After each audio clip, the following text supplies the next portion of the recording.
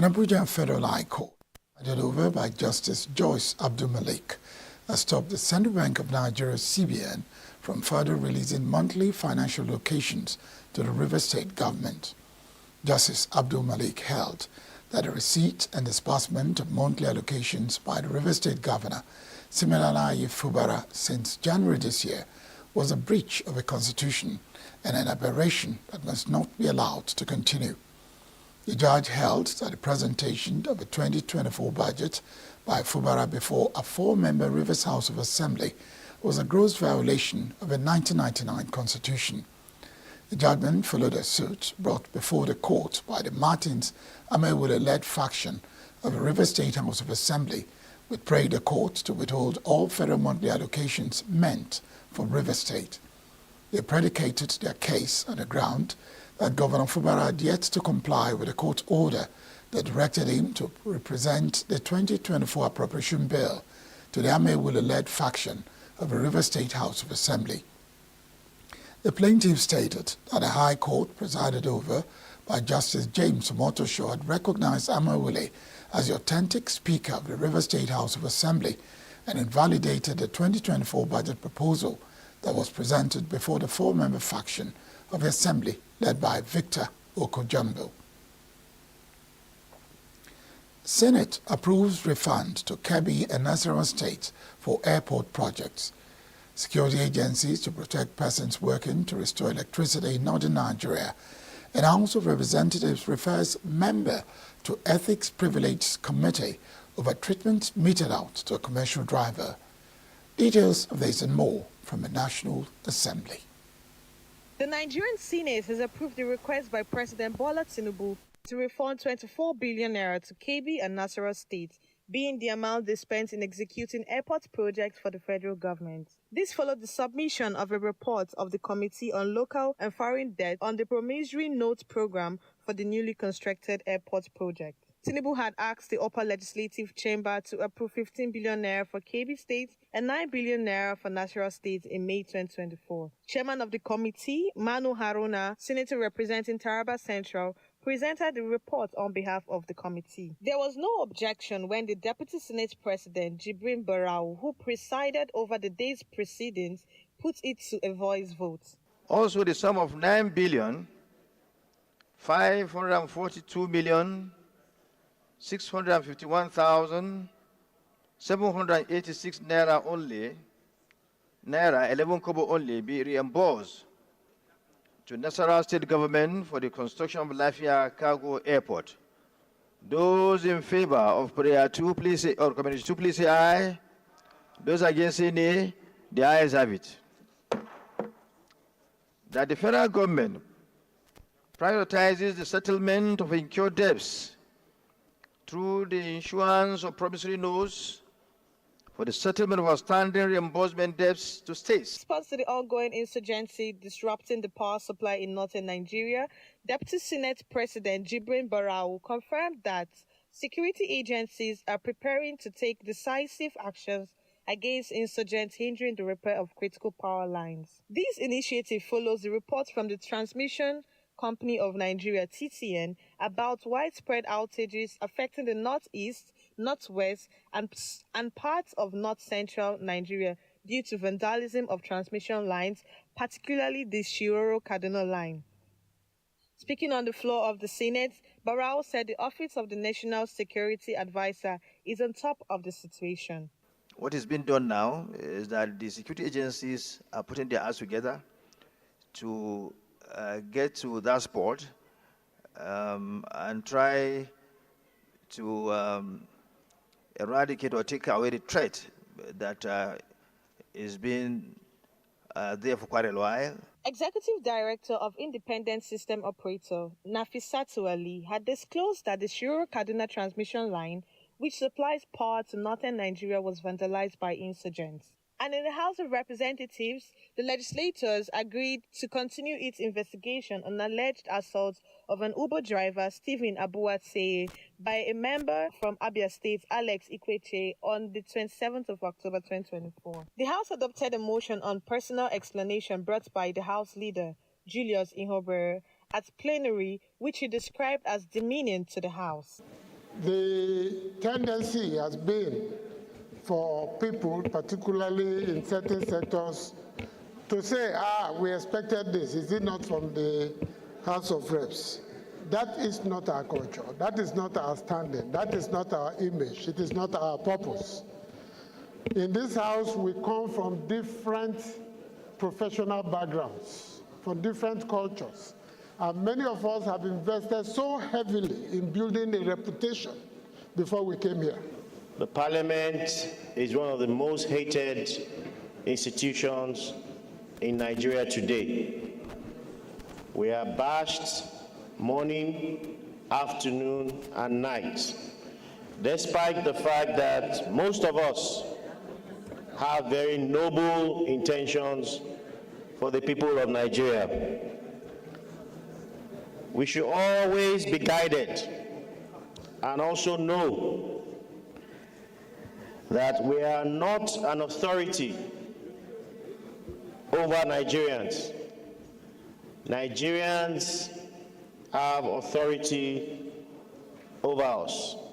In his response, the estranged lawmaker tendered an unreserved apology to his colleagues, the Uber driver, the Inspector General of Police, and Nigerians over his behavior.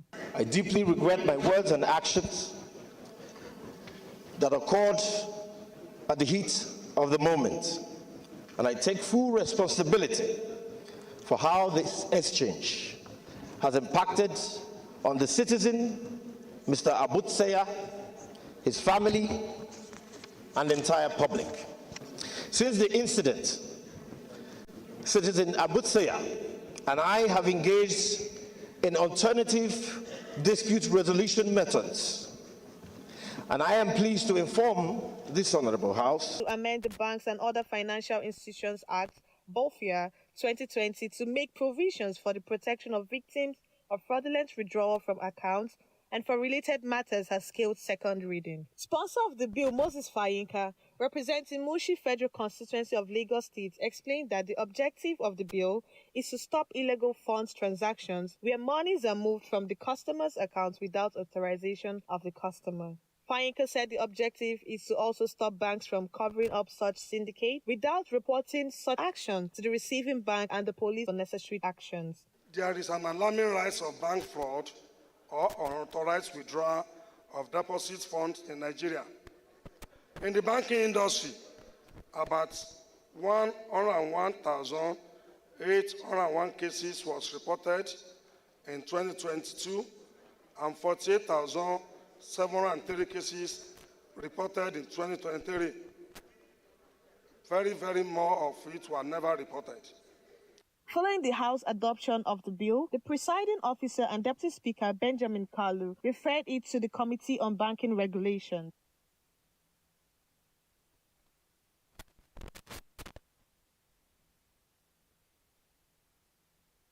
The Nigerian Senate has approved the request by President Bola Tinubu to refund 24 billion naira to Kebbi and Nasarawa states, being the amount.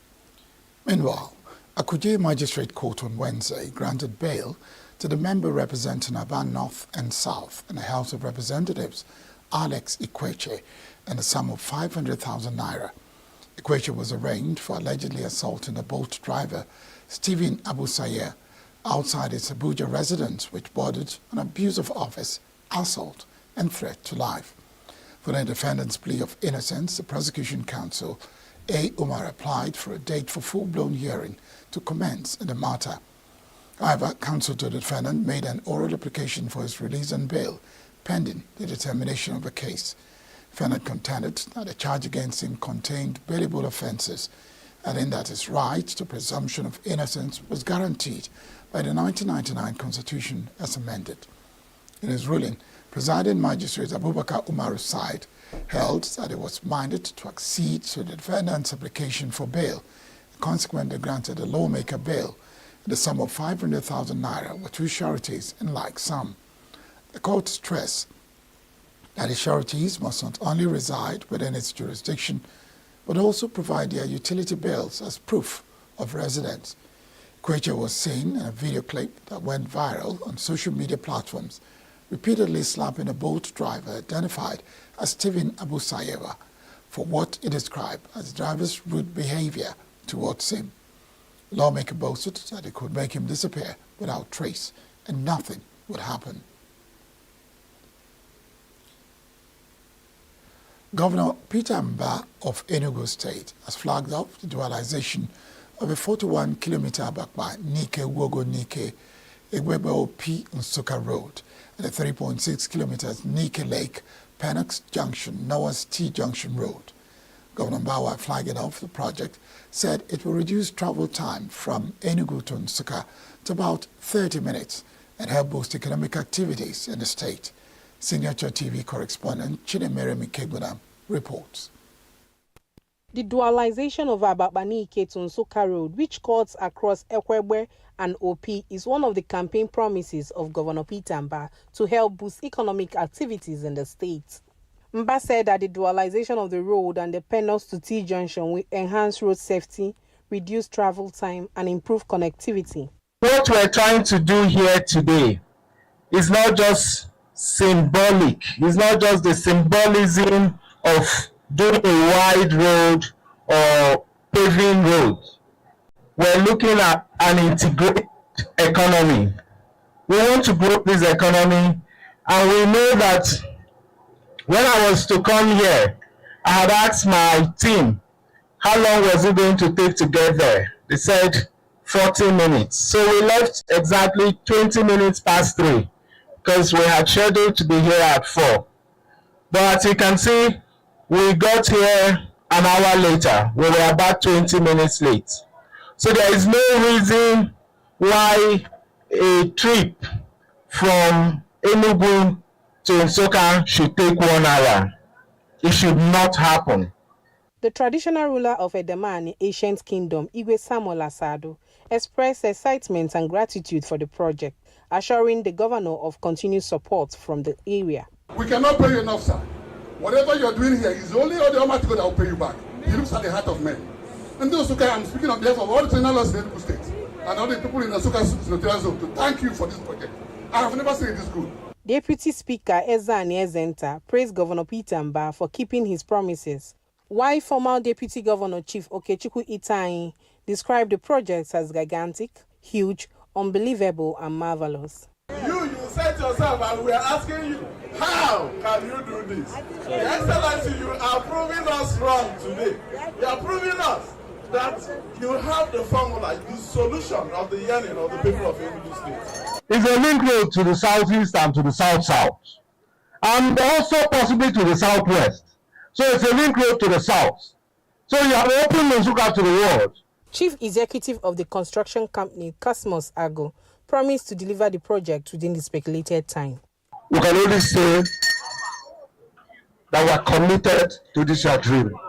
We are committed to delivering this project, the best practice, international best practice. We are committed to deliver this project on schedule. We are committed to deliver this project with quality standard.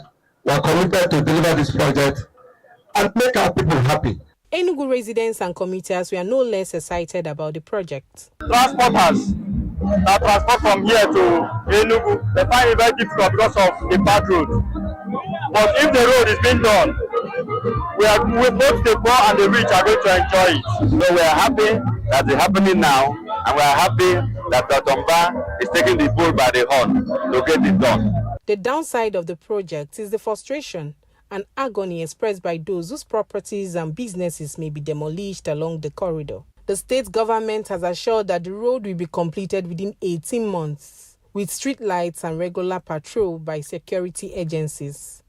Chinemerem Ikebunam, Signature TV News.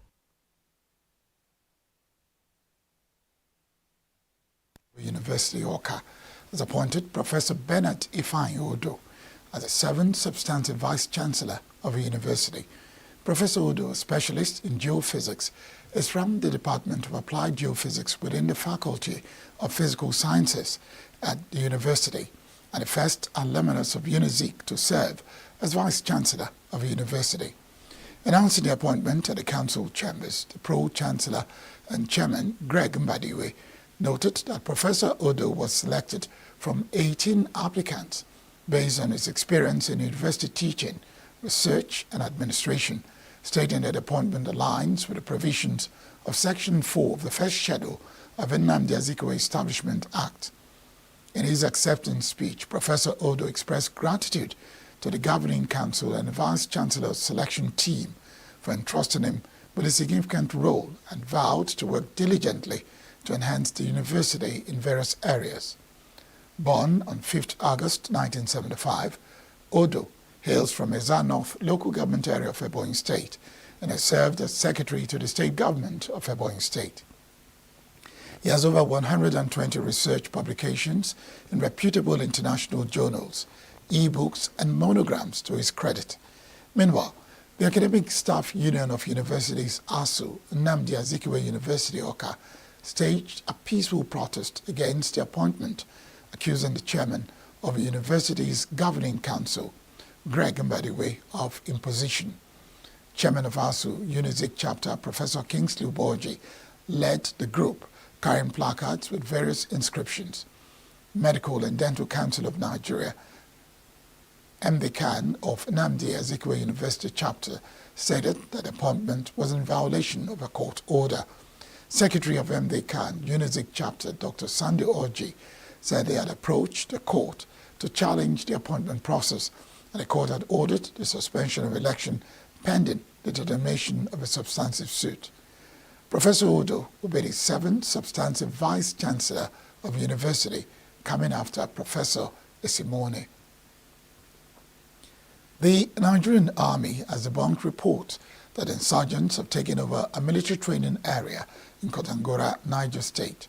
The Director of Army Public Relations, Major General Onyema Nwachukwu, in a statement on Wednesday, described the reports as untrue, misleading and harmful.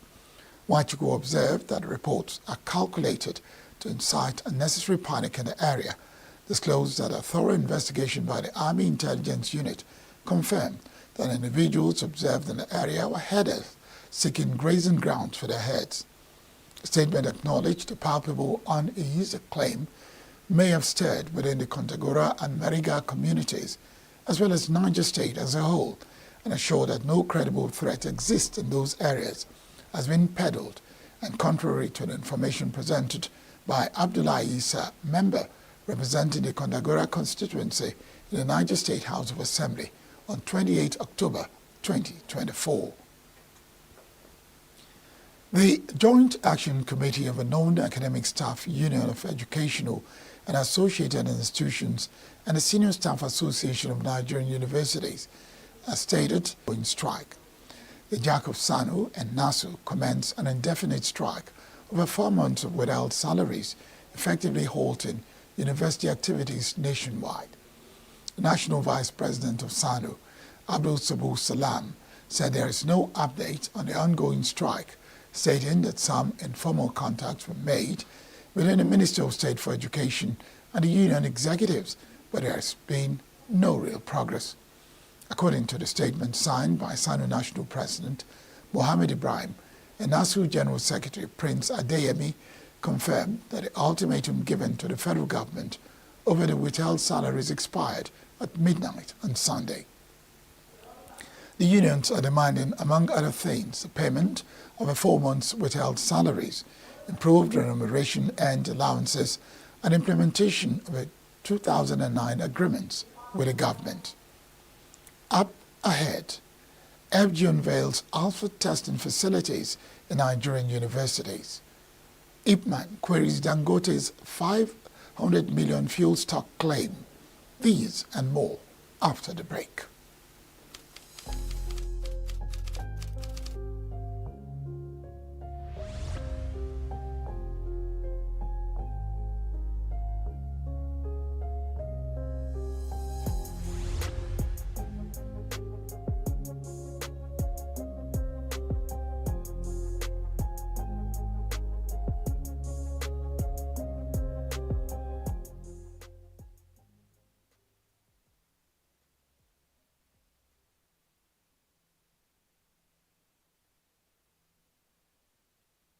The FCT chapter of the Nigerian Medical Association called on the federal government to ensure universal applicable remuneration for Nigeria's doctors to reduce Japa syndrome and promote global competitive spirits in the profession. The chairman, Dr. Meka Ayogu, made a call during the opening ceremony of the chapter's 2024 Physicians Week in Abuja, where stated that if achieved, it will discourage doctors' migration from Nigeria to other countries. With the theme ensuring universal applicability in remuneration, a panacea to talent retention in the healthcare industry, Ayogu stated that industrial remunerations should be universal, whether in Nigeria or outside Nigeria. The Minister of State for Humanitarian Affairs also stated that restrictions should not only be placed on doctors working under government, but also be extended to private hospitals. The federal government has launched an initiative to boost Nigeria's engineering and construction sectors by commissioning a state-of-the-art alpha testing and material categorization laboratory at the Nigerian Building and Road Research Institute office to bring succor and alleviate the suffering of many displaced persons scattered all over the state due to prolonged attacks on communities. The forum chairman stated that while the ministry was previously being marred by allegations of corruption, he has a trust that Yewada's track record of diligence and integrity will steer the ministry away from such challenges. A former chairman of the Independent National Electoral Commission, INEC, Professor Atairu Jega, has urged the Nigerian government not to take every advice offered by the World Bank and International Monetary Fund, IMF. Jega gave advice while speaking at the ongoing 2024 Annual Directors Conference with the theme, Good Governance as a Catalyst for Economic Recovery, Growth and Development, organized by the Chartered Institute of Directors of Nigeria. Said while it is good and useful to engage with institutions, the government must be careful not to plunge the country into a long-term problem.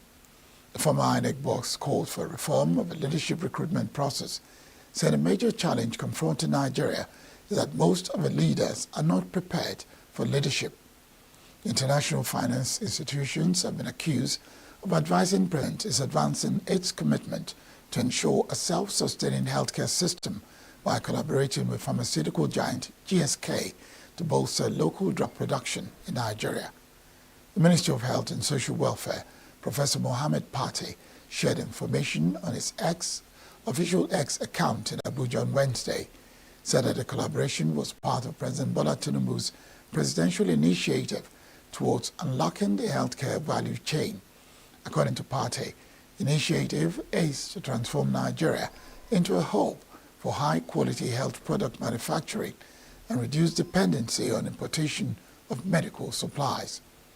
In a recent discussion with GSK that meets the needs of Nigeria's growing population, he explained that GSK partnership was not solely about meeting Nigeria's internal needs, but also positioning Nigeria as a leader in the African healthcare industry. The national president of the Independent Petroleum Marketers Association of Nigeria, Abubakar Gandhi, has queried the claim by the president of the Dangote Group, Aliko Dangote, that a 650,000 barrels per day refinery currently has 500 million liters of petrol in stock for onward supply to Nigerians. Gandhi, who appeared on a live television program, said its members drafted by the Nigerian National Petroleum Company Limited to pick up products on its behalf could not load petrol from the refinery in Lagos for 4 days. He also stated that oil marketers had not been able to pick products from the refinery despite having enough to supply the country for over 12 days without imports. Money Point reaches $1 billion valuation following $110 million investment round. IFC and Central Bank of Nigeria to unlock over $1 billion for key sectors. These and more in our business news.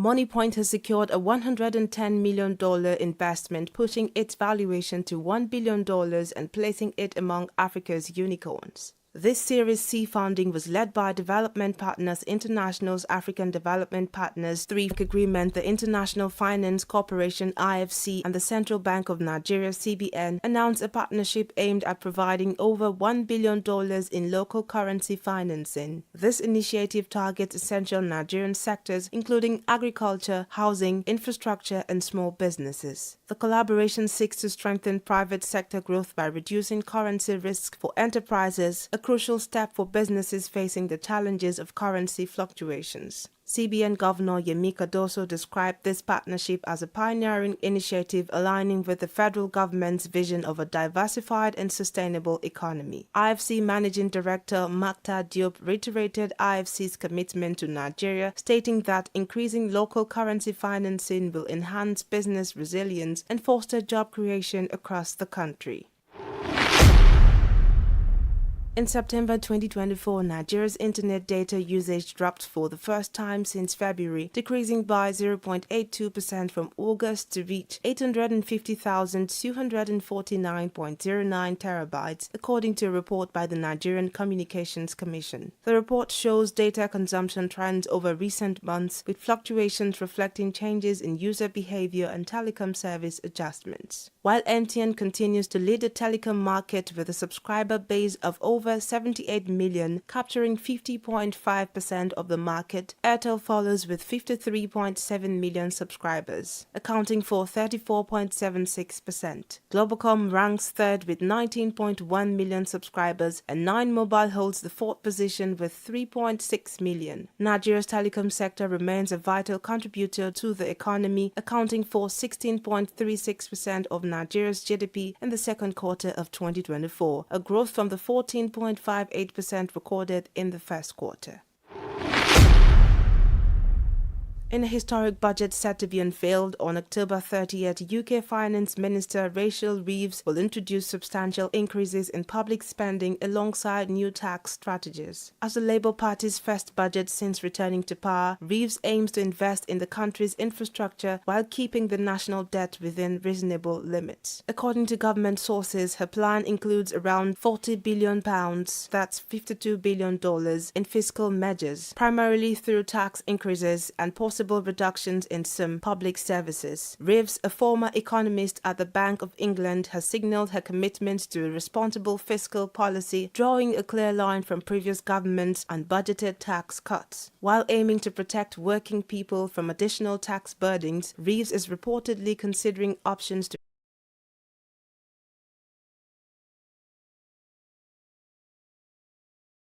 a total of 399.3 million shares exchanged hands in 9,547 deals, totaling over 8.9 billion naira in value. This reflects a notable 13% increase in trading volume, a 96% rise in turnover, and a 1% uptick in deals compared to the previous session. The current market capitalization stands at 59.4 trillion naira, with 123 equities participating in the trading. Among the top performers, Northern Nigeria flour mills led the gainers, appreciating by 10% to close at 37 naira 40 kobo per share, closing at 98,058.07 points. Despite a one-week loss of 0.84% and a four-week decline of 0.51%, the year-to-date gain remains strong at 31.14%.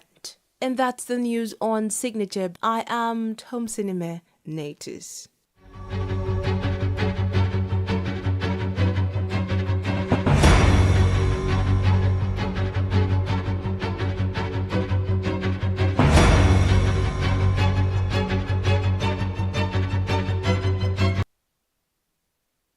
Still to come, early voters in Georgia say they trust the process with 1 week until U.S. election.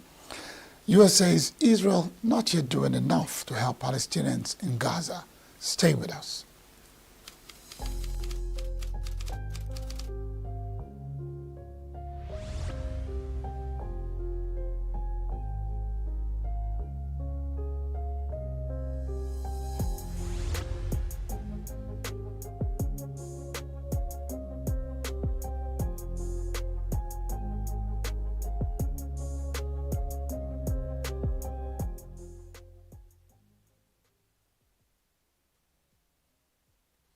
Voters in Georgia's Gwinnett County said on Tuesday that they trusted the election process amid record turnout at this stage, the early voting in key swing state. The Republican presidential candidate Donald Trump lost the 2020 election. He and his allies attempted to overturn the result through dozens of lawsuits. He also pressured officials in Georgia to find more votes for him. I feel like the election is a free and fair process, regardless of what he said. I think losers always cry the loudest. I feel like for those who vote, who take the time to read the ballots and actually, go and do their civic duty, there's no problem. There shouldn't be any problem. However, like I said,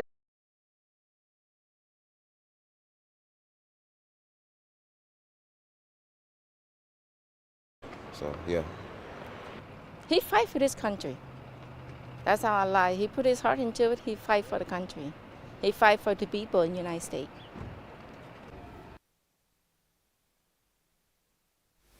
Trump still won't admit that he lost in 2020 and has refused to commit to accepting the results this year. Polling day is November 5, but in Georgia, voters are able to cast their ballots ahead of time in many places.